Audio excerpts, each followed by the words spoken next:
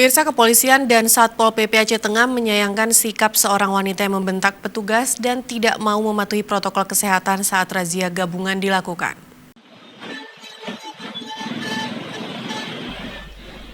Kapolres Aceh Tengah AKBP Mahmun Haris Sandi Sinurat dalam keterangan persnya kepada awak media menyayangkan atas tindakan wanita yang tidak menunjukkan sikap kerjasama saat melakukan razia protokol kesehatan.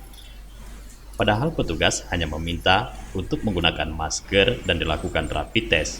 Namun, ia mengeluarkan kata-kata kasar yang tidak sepantasnya kepada pihak Satgas di lapangan. Hal ini sangat kita sesalkan karena kita saat ini dari gugus tugas sedang berjuang untuk bisa mencoba menekan penyebaran virus COVID ini di wilayah Kabupaten Aceh Tengah. Akan tetapi ada seorang masyarakat yang ketika terjaring tidak mengenakan masker malah melawan petugas, yaitu Satpol PP maupun pihak kepolisian. Yang bersangkutan tidak mau diperiksa, kemudian yang bersangkutan pertama juga tidak tidak mematuhi peraturan lalu lintas juga.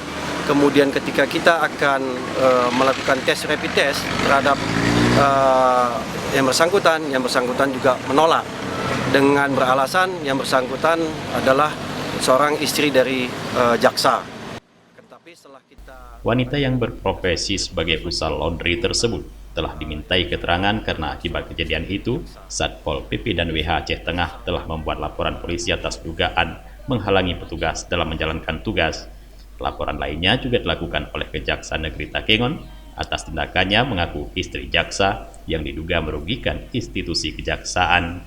Sementara sebenarnya suami wanita tersebut berprofesi sebagai advokat. Dari Aceh Tengah, Tim Liputan Aceh TV melaporkan.